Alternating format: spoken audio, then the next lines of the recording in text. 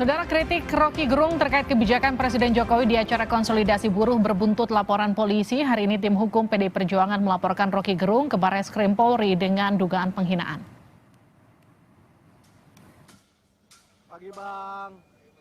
Tim hukum PDI Perjuangan mendatangi Barreskrim Polri untuk melaporkan terkait dugaan penghinaan Rocky Gerung terhadap Presiden Joko Widodo. Tim hukum PDIP mengeklaim kedatangan mereka ke Barreskrim bukan atas arahan Jokowi. Tim hukum PDI Perjuangan mendatangi Mabes Polri sekitar pukul 11 pagi untuk membuka laporan terkait dugaan pelanggaran hukum yang dilakukan oleh Rocky Gerung. Tim hukum PDI Perjuangan mengaku telah mengumpulkan sejumlah alat bukti untuk diserahkan kepada Barreskrim Polri. Ya, kita paham lah kalau itu kan delik aduan bahwa yang merasa dirugikan nama baiknya tentu harus itu yang melaporkan. Tapi dari semua narasi percakapan yang sudah kita temukan bahwa Rocky Gerung ada menyatakan fitnah di situ, ada berita bohongnya di situ. Ya, nanti akan kita diskusikan dengan penyidik. Jadi kita akan lengkapi semua, baik mulai dari berita bohong, ada fitnah, ujaran kebencian, ada hasut dan provokasi. Ya, gitu ya teman-teman. Enggak, ini enggak ada perintah. Ya, ini memang tugas kita dari tim hukum. Ya. Pernyataan Rocky Gerung yang diduga menghina Presiden Jokowi terjadi pada 29 Juli lalu di acara konsolidasi Aliansi Aksi Sejuta Buruh di Kota Bekasi. Saat itu Rocky menjadi pembicara dan menyatakan sejumlah pendapat terkait Presiden Jokowi, diantaranya kegelisahan buruh terhadap Omnibus Law. Presiden Jokowi justru menanggapi santai pernyataan Rocky Gerung yang dilaporkan oleh tim hukum PDIP. Apa? Rocky Gerung sama Refli Terakhir. Itu hal kecil lah. Saya kerja aja. Ya. Pengamat hukum Universitas Jenderal Sudirman Hipnu Nugroho menilai pernyataan Rocky kepada Presiden sebagai kritik. Namun, sebagai delik aduan, keberatan atas pernyataan Rocky harus dilaporkan oleh Jokowi sendiri. Terima kasih. Jadi melihat kasus Pak Rocky Gerung itu adalah suatu bentuk kasus terhadap penghinaan sebagai subjek Presiden dan sebagai subjek Pak Jokowi. Di dalam ketentuan perundang-undangan, ketika sebagai subjek Pak Jokowi merupakan delik aduan, di mana kalau delik aduan itu yang mengadu. Oleh karena itu kalau Pak Jokowi senyum-senyum tidak mengadu, hukum tidak akan berjalan. Ini harus paham. Kita harus kembali pada norma. Kemudian yang kedua, ketika kepada Presiden itu kritik yang membangun, kritik. Tapi pertanyaannya, kita juga harus melihat sebagai bangsa yang timur, kritiknya itu kritik yang santun atau tidak? Kritik yang menimbulkan kegaduhan atau tidak? Kritik yang berdasarkan suatu metodologi atau tidak? Kritik yang berdasarkan suatu sebagai bentuk kajian atau tidak? Ini yang juga dipahami. Oleh karena itu, dalam hal seperti ini bisa beda pendapat dan bisa menimbulkan gaduh. Kenapa gaduh? Dalam suatu pernyataan itu juga tidak hanya melihat teks, tapi konteks. Apakah konteksnya itu ada rasa benci? Apakah konteksnya itu rasa marah? Itu juga harus dilihat dari tekanan psikologi yang menyampaikan. Imbas pernyataan di acara konsolidasi buruh, kedatangan Rocky Gerung di Universitas Airlangga Surabaya sebagai pembicara mendapat penolakan. Rocky yang tiba di kampus tidak diperbolehkan masuk ke ruang seminar. Minta maaf. Tapi saya minta maaf karena saya tidak bisa bicara itu. Tapi Anda harus hitung bahwa apa penyebab saya tidak bisa bicara. Itu aja yang dijawab. Oke ya? Ini bukan pertama kali Rocky Gerung dilaporkan ke polisi. Akademisi yang juga pengamat politik ini telah dilaporkan ke polisi sedikitnya 12 kali. Tim Liputan, Kompas TV. Lalu apakah pernyataan Rocky Gerung bisa dianggap kritik atau hinaan atau justru dimasukkan dalam kategori disinformasi atau hoax? Kita akan bahas bersama pakar hukum tata negara Refli Harun. Bergabung juga anggota Dewan Pembina Partai Gerindra Andre Rosiade. Selamat malam Bang Refli, selamat malam Bang Andre. Ya, selamat malam Livi, selamat malam Bang Refli. Saya ke Bang Andre dulu. Bang Andre, Anda ada di barisan koalisi pemerintah Partai Gerindra. Bagaimana kemudian partai Anda melihat pernyataan Rocky Gerung ini?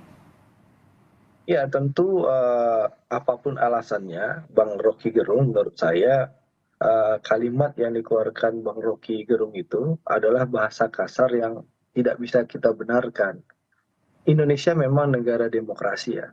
Kita boleh mengkritik penguasa, mengkritik presiden, pemimpin negara, tapi tentu kita harus menjaga adab dan etika ketimuran.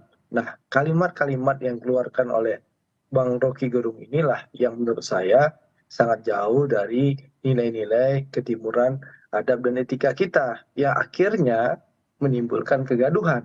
Tapi saya senang melihat respon presiden bahwa beliau melihat masalah ini masalah hal yang kecil dan beliau fokus bekerja. Menurut saya itu sudah tepat respon presiden ya, menunjukkan bahwa Pak Jokowi adalah seorang negarawan. Tapi memang PR-nya itu kita mengutip kata Bang Rocky Gerung juga bahwa Indonesia, bahwa beliau meniru dari demokrasi Barat ya. Saya ingin menegaskan sesuai yang disampaikan oleh Pak Prabowo, Indonesia harus menciptakan demokrasinya sendiri. Demokrasi yang khas Indonesia apa? Demokrasi yang bisa menciptakan suasana yang riang dan gembira, suasana yang penuh persatuan. Karena sekali lagi Indonesia bisa menjadi negara maju kalau kita bersatu. Nah, pernyataan-pernyataan Bang Rocky Gerung itu malah merusak rajut persatuan kita. Nah, harapan kami tentu Bang Rocky Gerung ke depan lebih memperbaiki, mengambil kalimat-kalimat. Silahkan mengkritik pemerintah itu hak semua orang. Kita negara demokrasi. Negara kita, pemimpin kita, pejabat negara terbuka untuk dikritik. Dan kita tidak anti kritik, tapi mbok ya tolong menggunakan bahasa dan etika dan adab ketimuran. Jangan sampai akhirnya muncul kegaduhan. Tapi artinya gini, Bang Andre, Anda melihatnya ini ada unsur dugaan penghinaan atau lebih ke hoax? Ya, kalau menurut saya ini bahasa yang kasar dan tidak sesuai dengan etika dan adab ketimuran kita. Sehingga menurut saya tidak layak dan tidak patut seorang akademisi, seorang filosof seperti Bang Rocky Gerung mengeluarkan kalimat itu, apalagi kepada Presiden Republik Indonesia Pak Joko Widodo. Ini yang perlu menjadi catatan ya, perbaikan dan pelajaran bagi Bang Rocky Gerung, gitulah. Tapi artinya tidak perlu sampai kemudian melaporkan, itu poin utamanya dari Partai Gerindra kira-kira. Nah, kalau saya, haknya semua warga negara yang tidak puas untuk melaporkan. Saya tidak juga ingin menghalang-halangi.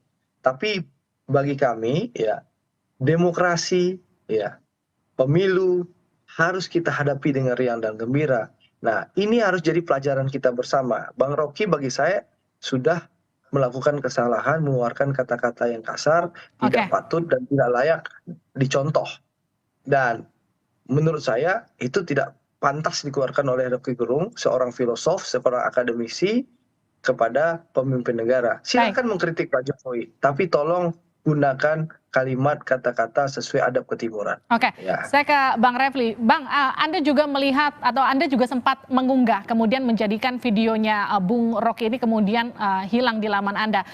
Penilaian Anda atas pernyataan Bung Rocky ini seperti apa? Ya, ini saya akan memulai begini ya. Saya akan fokus kepada pernyataan Rocky Gerung itu, yang BT itu ya. Tidak sebutkan kepanjangannya.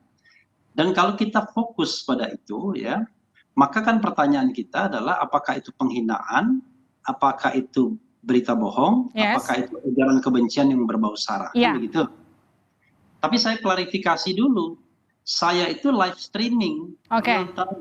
Dan bukan hanya saya yang live streaming, ada beberapa YouTube lainnya. Dan itu kan biasa kalau ada kegiatan live streaming. Bagaimana bisa memprediksi kata-kata orang? Itu no big deal.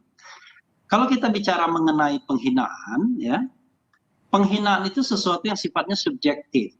Subjektif terhadap orang yang menerima ujaran tersebut. Nah, kalau Pak Jokowi mengatakan itu masalah kecil, fokus kerja, loh kok orang lain merasa terhina, itu kan aneh menurut saya ya. Kan kalau kita bicara, kita harus disiplin nih hukumnya, delik aduan itu kan. Nah, lalu saya tahu tiba-tiba akan dibelokkan kepada berita bohong.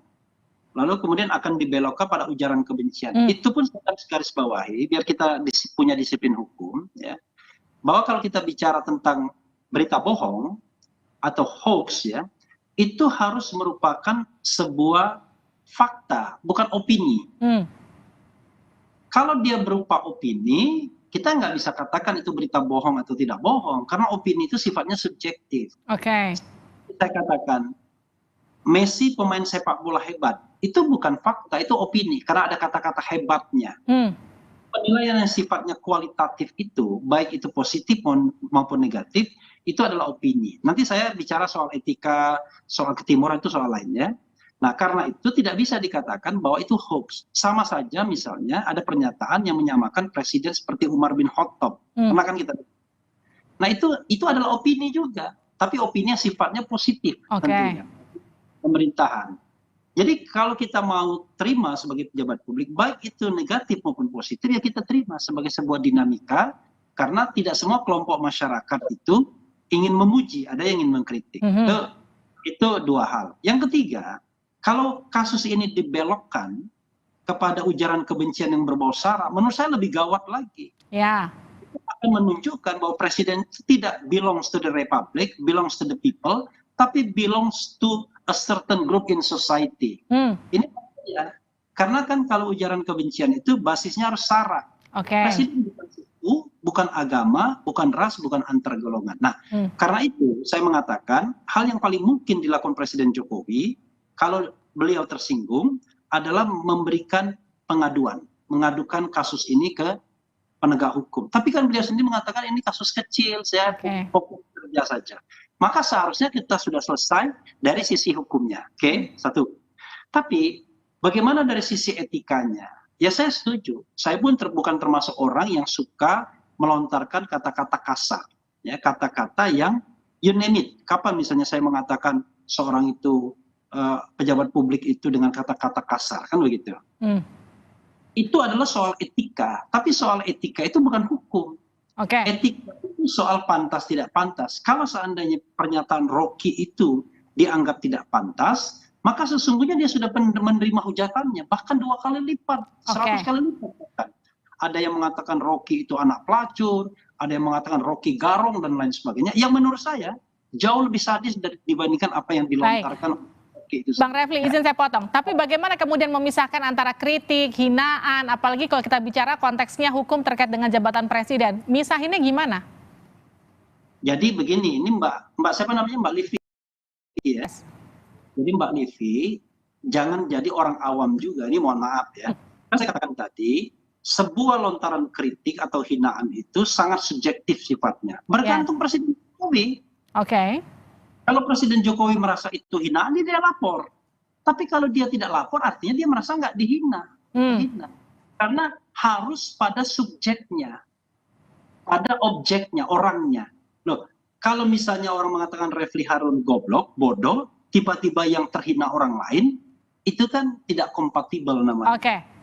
Nah, karena itu kalau kita bicara hukum, ada kompatibilitas seperti itu. Tapi kalau misalnya, anak saya marah, istri saya marah, pendukung saya marah, itu adalah sifat subjektivitas. Tetapi itu bukan, karena hukumnya mengatakan yang bersangkutanlah yang harus mengadukan. Nah, tadi kan tim hukum PDIP misalnya mengatakan tidak konsultasi dengan Presiden Jokowi. Presiden Jokowi mengatakan no big deal, kasus kecil, dia mau kerja aja.